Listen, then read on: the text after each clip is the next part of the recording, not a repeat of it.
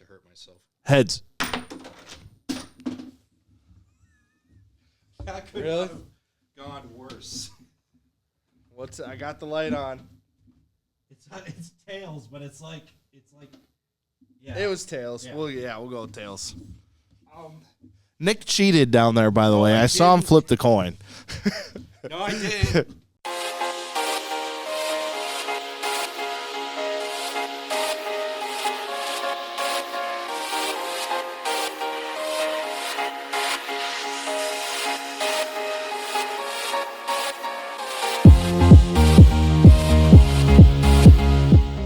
Hello, welcome to another edition of Popcorn Bucket List. And one thing I just want to get right in front of here, right out of the way, the fancier get up here, I guess I've been complimented on. Don't expect this to be a recurring thing. I love it, Nick. I look, I'm sure it looks good. I just don't like the feel of it. Yep. I can't. Hey, I don't blame you. I'm wearing pants today. I know. This is the most classy episode. This is it. I think ever. Actually. It might be. You wore a bow tie a couple weeks ago. Yeah. And this might still be And classy. suspenders. Yeah. I don't know. I don't know what it is about it. It's just airy. I feel like Yeah. you can see through my shirt. I feel like I might as well just be doing the episode shirtless. That's fine. No, that's not fine. That's not fine for anyone. That's not fine for anyone. YouTube, we're not even monetized yet, but YouTube would be like, no, Yeah, that's all you're your, done. all your strikes. You're That's done. all of them. You're done. All right. But let's get out of the clothing talk. It's been a while since we've done that. Let's move it right into the opening spotlight here. We got a lot to cover here today, and I don't know how much time. So, the live action remake train. It's not stopping anytime soon. No, here. not at all. We got Snow White this week. You got How to Train Your Dragon later on, as well as Lilo and Stitch. Moana's getting a live action remake, even though it was only made a couple of years ago. That's like the newest one. Exactly. Yep. Exactly. And so I guess we have both many times kind of expressed our disdain towards the live action remakes and all that. But to be fair, more often than not, they do make their money and then some. Yeah, I would say not everyone, but more often than not, you're right. They do end up making money. And if that's all you care about is making money, you're going to keep doing it. Exactly. So we figured if you can't beat them, might as well join them. That's right. So if they are going to keep doing these live action remakes and whatnot here, we might as well jump onto this train as well and pitch our own. Again, I want to stress this. It's not like we're fans or necessarily approving of live action remakes, but if they're going to happen, we would like at least our say in it. Yes. Supposedly. So we have each come up with our own. We do not know which movie we have each picked. We're going to kind of keep it a surprise to ourselves, which is why I came up. I don't know how many you came up with. I came up with two. Yeah. One as a backup or whatever. I'm not sure which one I'm more excited for, though, to be honest. But we leave it to you, the commenters. We're gonna pitch these, and then we want to know from you, which movie would you most likely want to see in theaters? Which one would you green light if you're a producer out there? There's no real prize between us. It's really just bragging rights. Yeah. Yep. We just want to say that I outpitched you, There you go. because God knows I'm not going to do it on a baseball field, so might as well do it here. All right, dad joke, check. We got that out of the Perfect. way. Let's move on. It's going to be kind of like what we did with Santa Claus, the Die Hard debate thing. We're each going to pitch a movie, and just to keep things fair, because we don't know who's pitching what, we're gonna flip a coin here. Perfect. So it's actually And then I the just winner. picked a random quarter here. This is Maryland, the old line state. I didn't know that. I think the American Terrapins. I don't know. Whatever. Yeah. Okay, so do you want to call it or? Sure, I'll call it. But then if you win, the winner gets to decide if they want to go first or last. Yeah. Okay. Yeah. All right. All right. So I'm gonna flip it here. I'm gonna try not to hurt myself. Heads.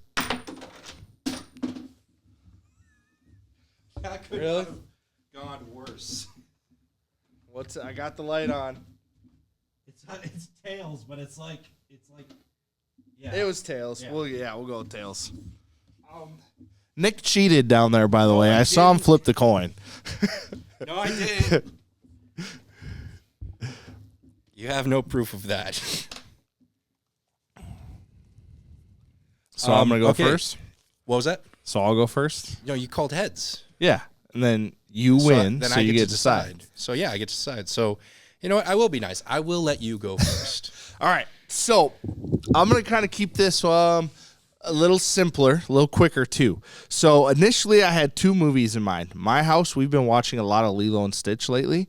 I had no idea they were coming out with a remake until about 10 minutes ago when I saw the trailer. And it was like, okay, well, that's done. Then the film that I see, this is where it gets murky, because I want a remake of Hercules.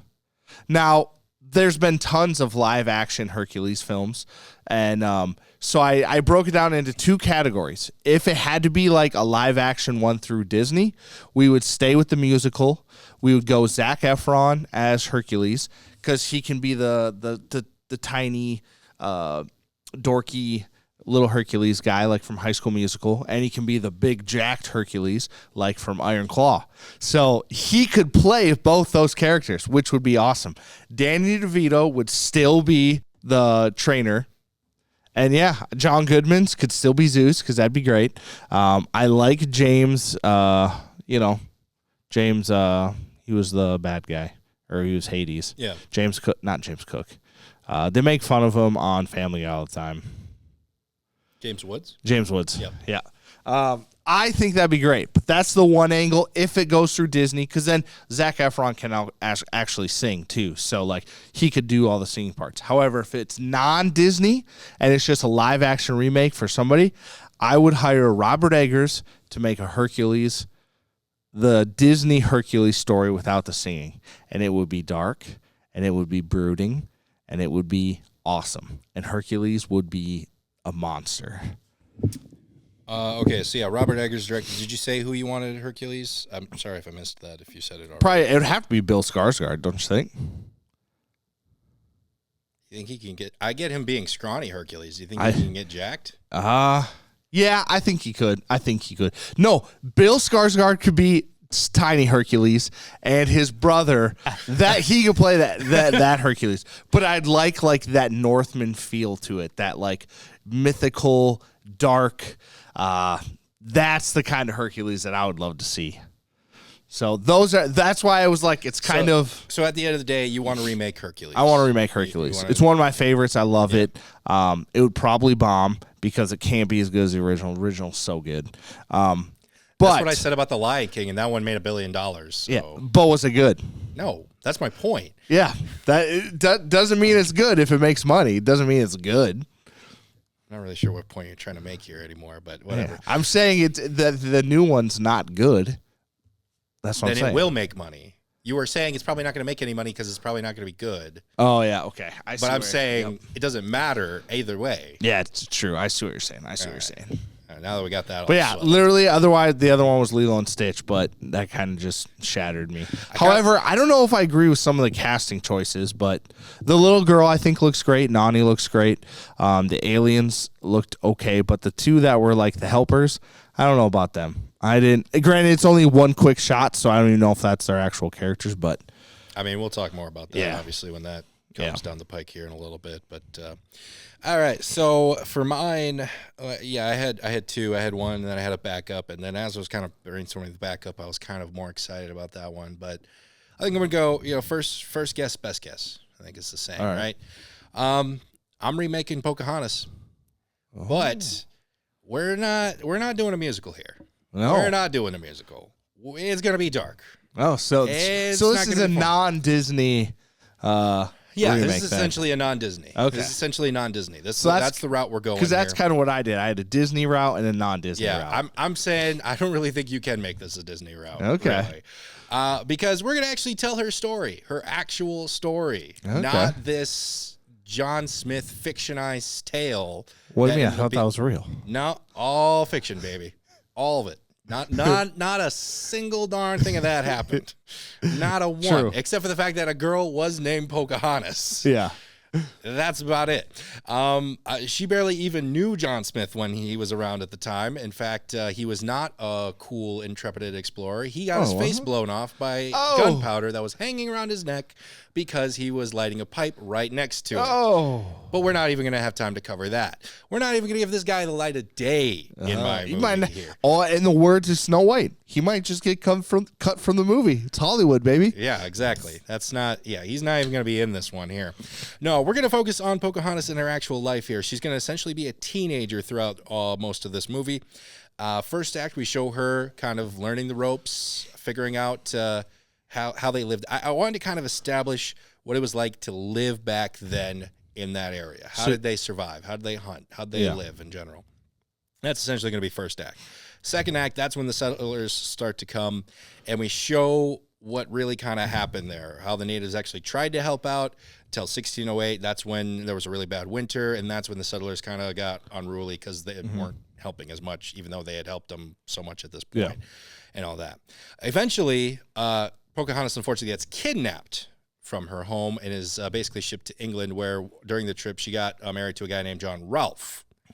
He marries her, they have a kid, and essentially they go on this publicity tour through England for a very short amount of time, because unfortunately Pocahontas does not live very long while she's there. Very common thing was a lot of Native Americans were not immunized to a lot of the diseases that a lot of society had over there. That was a big problem. So we're going to talk a little bit about that. Now, the ending part of this, the whole overarching story here, and I didn't tell you to come up with a title, but I came up with one, and I'm not sure if it's the smartest or dumbest thing I've ever come up with in my life. So the title, Pocahontas, America's First Influencer. Ooh. Because, and I was doing some digging just before we started filming here, although Pocahontas did not have a long life, unfortunately she passed away at the age of 21, despite the fact that she got stolen from what would later become the United States, she actually had an effect on the United States later on. Like I said, she had a kid. Eventually, if you trace her family line, apparently, two of her descendants would go on to be first ladies of the United States of America. That's Wives crazy, of, actually. Two, Edith Wilson and Nancy Reagan. So despite the fact that she was stolen from her home in the early 1600s, you look at the 1900s, and she was still having some sort of effect on America and everything like that. That's crazy, actually. Yeah, I know. I just found that one out like an hour ago. Whatever. So just kind of researching this. So we show what it was like back then. We show the actual story, how she gets taken and all that, but we show the ultimate effect she had on her home. That's like Pocahontas meets The Revenant. Yeah, I guess a little bit, kind of. Yeah. I mean, yeah, a lot of the vibe would Like, be the setting and all that would definitely be. So as far as casting, for me, for Pocahontas, there was only one clear one, Amber Mid-Thunder, who was in Prey a couple of years ago. I believe she's a Native American woman, and so would be perfect casting for this. I also cast the chief, a.k.a. her father. You may recognize this guy from the show Yellowstone. He's the chief on that show, and I think he's just a really good actor in general. Yeah. His name, Gil Bringingham, I think, if I'm pronouncing that correct. And then just to include, just to kind of focus on John Rolfe character a little bit too, I wanted Nicholas Hoult, because I'm not sure what route I want to go with him Robert yet. Eggers connection. Cool. Okay. I could also say X-Men connection or whatever, because it's Nicholas Hoult, but whatever. But I don't know what route I want to take John Rolfe. I don't know if I want him to be sympathetic or if I want him to be a jerk and one of the evil people enemies in this. Yeah. But the point is I know Nicholas Hoult can do either. I know you mentioned Robert Eggers, but yes, in Nosferatu, we saw him as a very sympathetic husband character, one who, despite all this craziness going on, was supportive of his wife, loved her and all that. But we've also seen him be the absolute jerkwad spouse in a TV show called The Great. So we know he could do both. So no matter what way we decide to go with that character, he's got it covered. We're good. We're good. So, yeah, that's my pitch. You're going with Hercules. Let us know which one is your favorite. Which one would you want to green light? To be fair, if you went the non-Disney route here, I don't know if either of us would get green lit because we're both very dark in ours. Yes, very dark. Overall. It's all right. Yeah, sometimes you got to go dark with it. Sometimes. But yeah, so let us know which one was your favorite. And again, no real prize, just bragging rights. Just bragging rights. But that moves us into this week's weekly preview. We're going to talk about Snow White and some other movies coming out here this weekend. Kicking things off Thursday, March 20th, Odessa. This one's coming straight to Hulu. It's the classic rags to riches story about a little old farm girl. She just wants to move to the big city and become a rock star. We've heard that so many times, right? Yep. And it happens in real life. Is she being played by a live action monkey? No. She's not being played by a live action monkey. Oh, I thought that was the twist of this story. No, that was the twist of that one story. Yeah. But no, the twist with this one is this all takes place in a post-apocalyptic future. Oh, yeah. Will her music inspire a much-needed revolution, or will the one she loves suffer?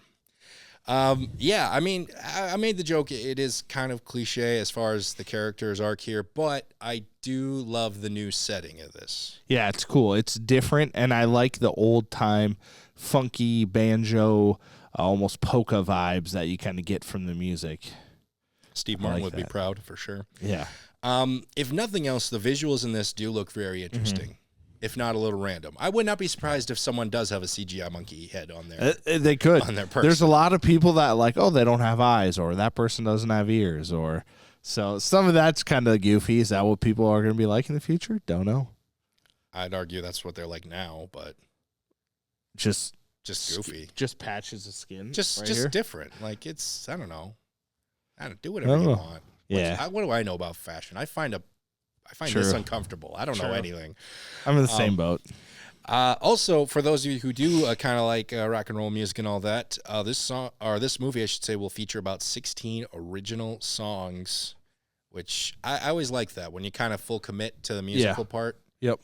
We saw this in Trap as well. M. Night Shyamalan's daughter, who played the singer, basically wrote an album. Yep. To perform during this concert and everything. So. I don't know. She has a nice voice too. Yeah, she does. She is very talented. Yep. So. This one may be the most difficult one for me here. The number 6 seed, Footloose, versus the number 11 seed, Karate Kid. Who's voting Footloose? Who's voting Karate Kid? I thought I was going to have to fight for that one. Nope. I thought for sure I was going to have to fight for that one. I had like a whole argument ready to go. Sorry, He just Karate crane Kid. kicked Footloose out of here. No more dancing. I'm going to get heat from my mom on that one.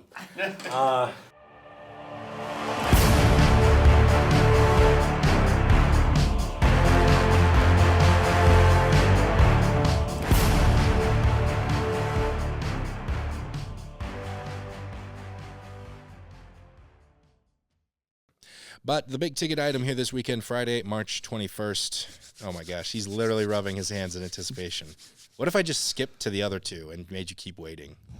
That's fine. I could do Anticipation builds. I could do that, but I'm not gonna. I'm not that mean. Thank you. Snow White coming to theaters here this weekend. 88 years ago, the original Snow White was released and, well, kind of changed the game as one of the first feature-length animated features.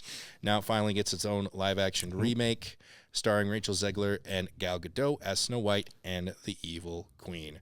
All right, I'm just going to let you go. I'm just excited. Through all the backlash, all the moving, this movie is supposed to come out, a year ago? Year and a half ago, maybe?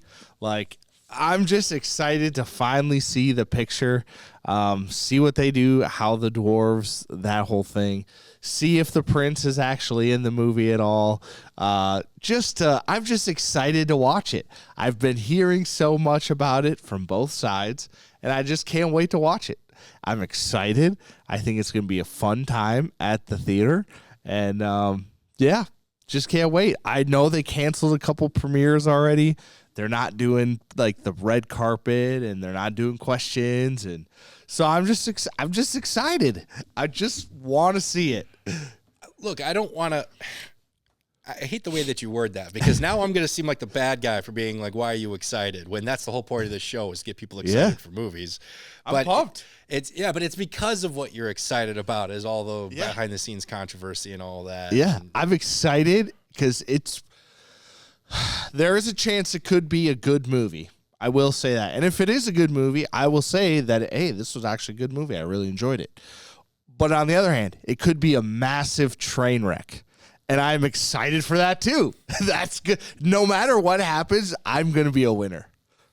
So I can't wait. Fair enough. There has been a lot said about Rachel Zegler, I'd say specifically. Yeah. Who knows how much of that is true, overblown, and all that. Yeah. I mean, there has been so much said, when there's smoke, there's fire, I suppose. Yep. But in defense of the movie, I will say she is an amazing singer. She is. And She is. there's a reason why she was picked for this role. Snow White is known as, I would say, out of all the Disney princesses, kind of known as the best singer out of all of them. I would probably. say, yeah. And I also too I like Rachel Zegler as an actor in when she was in The Hunger Games, she was pretty good. So it's I really like Gal Gadot. I like her a lot. I think she's Wonder Woman. She was awesome in all of her Wonder Woman films. This could just be something different, and I'm just excited.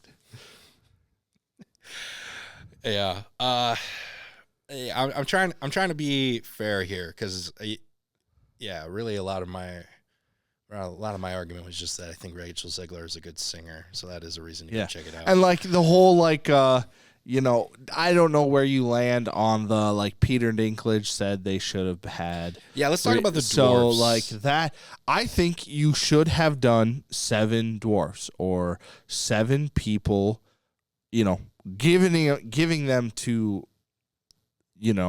I think at the very least, just so that we didn't have to see CGI dwarfs. Yes, I don't want to see that. And even if the CGI was good, I wouldn't be necessarily in support of that. But it's the fact that the CGI just doesn't look great on them at all. Well, and I think, because originally, I don't know how much this is true, but I remember 2 or 3 years ago when that set photo came out with a whole different cast of characters that are playing the 7 dwarves, and then people got all crazy about it. But I don't, and I think Peter Dinklage said that they should have not done it with dwarves. Should have done it with but it's Snow White and the 7 dwarfs. If you want to make a new project, yeah, totally go for it. But if you're remaking an old film, you kind of got to stay somewhat close to the source material. Yeah. You can't change it too much. So, yeah. And I give people opportunities. It does feel like there's a lot going up against this movie. Yeah. So I almost wonder if that's the best thing actually going for this movie, is because if it is even somewhat okay, people are going to be like, wow, that was a lot better than I thought. That was a lot when better in than I reality, thought. if we didn't go in with any expectations or any of this behind the scenes stuff, it's always funny to me how that kind of can affect a movie's response and everything like that. So I don't know, maybe all the negative press, maybe we're playing into the hand. Maybe we are. Maybe there was nothing going on behind the scenes, but they were like, yeah, let's play that up a little bit. Play it up. Let's cancel the premieres. Yeah. Oh, because we don't want Rachel and Gal in the same room or whatever. Yeah. Ooh, people are going to theorize. People about are that. going to talk about What if that. we're just playing into their hand? We could be. And, fool me once, shame on me. Fool me twice, can't get fooled again. Is that the quote? Is that the quote? You know what I'm talking about. I can't tell if you're joking or not. If you aren't, the quote is "Fool me once, shame on you. Fool me twice, shame on me." No, that's what George Bush said once. He was at a big thing, and he's like, "Fool me once, shame on me. Fool me twice, can't get fooled again." We're gonna have our fact checkers look into that one, and if that exists, play that clip. Yeah, it's so funny. If I find that, I'm gonna play that clip right here. There's an old saying in Tennessee, I know it's in Texas, probably in Tennessee, that says, "Fool me once, shame on you. You fool me, we can't get fooled again." So funny. Okay, so I know we're a little bit short on time here, but I want to make sure I told this funny story, just kind of personal, from one of the first times I saw the very first Snow White. Mm-hmm. So when I was younger, when I saw this, I kind of misinterpreted a pretty huge plot point, which made me kind of confused about this movie for the longest time. Yeah. Because the whole quote is, "Mirror, mirror on the wall, who's the fairest of them all," or whatever. Mm-hmm. And the mirror is like, "Oh, well, you're pretty, but this Snow White girl is prettier." Well, for the longest time, I didn't know fairest meant also beautiful. I took it literally as in fairest as in you don't cheat, you don't lie or anything like that. So I thought she was asking the mirror who's the most honest out of everyone. Oh. And so the fact that she was always so mad at Snow White, I was like, well, that's an easy fix. Just don't cheat anymore. There you go. Now you're the fairest. I don't get why she has to kill this person. That'd be the opposite of what you need to do. Because for the longest, and it wasn't until how many years later that I was like, oh, that also means that. Oh, and then Snow White made a lot more sense. Then it made sense. Then clicked, for me, the longest time, Snow White was the movie of I I mean, I get why the other people are evil because they're evil, but like she's doing the opposite of what she needs to do. Yeah, I don't know what she's doing. So that's funny. That's Nick doesn't understand the world. Yep. All right, coming out also here this weekend, the Alto Knights coming straight to theaters. Bet you never seen this movie before. Robert De Niro playing a mobster. Yeah. I mean, I'm trying to think. I mean, this just seems like way Groundbreaking. I know, groundbreaking. Thank you. All right, jokes aside, he is doing something a little bit different here, though. I will say this: he is not playing not one but two mobsters. Yep. So he is stepping it up a little bit. Apparently, this is based on the true story of real-life mafia bosses Vito Genovese and Frank Costello. I apologize if I butchered those names. Please don't come after me, Mafia. Yeah, basically, these two were big guys in the Mafia game and kind of sort of led to a collapse in the mob scene and everything like that. And this movie kind of tells that story a little bit here. Yeah. Looks good. Looks a little slower burn, but it should be fun. Believe it or not, despite the fact this is Robert De Niro doing a mob thing, Martin Scorsese, to what I could find, was not a part of this production. Yeah. Not directing, producing, or anything like that. Must have been too busy working on that Beatles documentary, I guess. Yeah. However, the same guy who helped write the script for Goodfellas and The Irishman did also write this script as well. So if you like those movies, more than likely you're going to like this one. You're going to like this one. Yep. Same vein. What do you think of the scenes in the trailer where it was kind of like De Niro acting against himself? I honestly, I didn't like the one where they were walking into the shop and they were walking behind each other. It to me, it looked very like not placed together well. Like it didn't look like one of them just looked weird, and then the other one looked weird, and then one looked weird. But the scene where they're sitting down talking at the table, I really enjoyed. But yeah, I think it'll be good. I think they're gonna have some really cool moments of them together, or him by himself. Also coming out this weekend, Locked. This one is from producer Sam Raimi. Comes a very claustrophobic psychological thriller. Down on his luck, car thief seems to have found the jackpot when a luxury SUV is just left in a parking lot unlocked. However, it turns out to be a trap as well as a cruel lesson. Starring Bill Skarsgård and pretty much only Bill Skarsgård in this one. This is a very contained movie, not only in the setting, but also in the actors in it. Yeah. Because the other guy's Anthony, isn't it? The other guy's Anthony Hopkins. Yeah. However, like 90% of this movie, it seems like is going to be his voice. Yep, just his voice, yep. And one scene, very at the end, in person. Look, I don't know if this is going to be a great movie at the end of the day, but it was certainly probably a very cheap movie to make because of that. Yes. I think it's going to be great. Like, I was surprised with Locke, with, our boy, where he was in the car. Tom Hardy. Tom Hardy. Yeah, so I think it's going to could be really good. Yeah, it does seem like he's trying to teach him a lesson of like, hey, you shouldn't steal cars and all that, but like it looks like he's enjoying it too much, and also committing his own crimes here. Yep. So I'm really kind of curious where this guy's moral compass lies and what he's actually trying to teach here. So I don't know. I do think this is going to be an intriguing one for sure. But last but certainly not least, also coming out to theaters, Ash. This is a horror sci-fi movie where one woman wakes up on a ship with all of her crewmates dead and with her with no memory of what happened. To stop it all off, she has now found herself stranded on an alien planet with who knows what else and other dangers are out there. A very much Alien vibe. Yes, 100%. Pretty gigantic film, I would say. The scope seems huge. Yeah, I was going to say, as far as what Alien did was, it kept a lot of mystery because it was a very dark environment. Here is a very colorful environment, very visual and whatnot here. And, it kind of seems to be a little bit more of a mystery to it. Yeah. Like with Alien, it was like there was a mystery in that we weren't really sure what the alien was going to do next, but we knew there was an alien. We knew it was going around killing things. We're not really sure what's causing all the danger here in this one. This one is starring Isa Gonzalez and Aaron Paul. Like I said, some very trippy visuals to it for sure. And that's everything coming out here this weekend. Let's move on to some number one recommends. I am listed here first. I got to it a little bit later than I wanted to, but Daredevil Born Again is I mean, a huge part of why this show works and why the Netflix show worked is because of Charlie Cox and everything like that, and also because of Kingpin.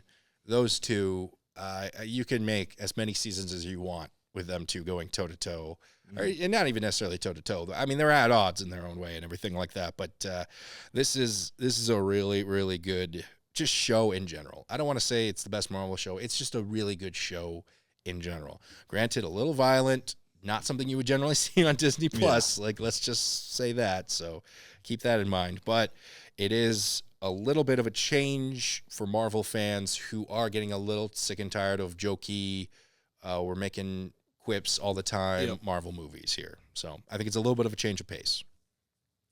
But what are you going to be recommending here, Mr. Marburg? I got a strange thing. It's not a film, nor a book, nor a TV show. I am imploring you to please go in your closet and check for Pokemon cards. I've gotten back into Pokemon cards a little bit ago, and it has brought back so much nostalgia, not for the cards, or not only for the cards, not only for the movies, not only for the games, just nostalgia for life. And I'm very happy, and I just wanted to throw that out there. I feel like Pokemon in general is... it's on the move. It's kind of having a little bit of a rebound here. It is. And the whole business with Niantic selling and the Pokemon cards just going up in value, it's just crazy. It's a good time to be a Pokemon fan. It is. It's a good time. Well, that's going to do it for us here on this episode of Popcorn Bucket List. March Madness is beginning to heat up, or depending on when you're watching this, has already started here and everything. So one thing that we usually tend to do is our yearly tradition of our own NCAA-style bracket. We like to call it Nerd Bracket, where we just take some sort of fandom or just some group of movies, and we pit them against each other in a bracket-style sort of competition and determine what is the best of the best. So keep an eye out for that in the next coming weeks here. We're still working on that a little bit, trying to iron out some details, but we will make sure that happens at one point or another. So for myself, Ryan, and Carter, we'd like to thank you so much for watching, and we will see you at the movies.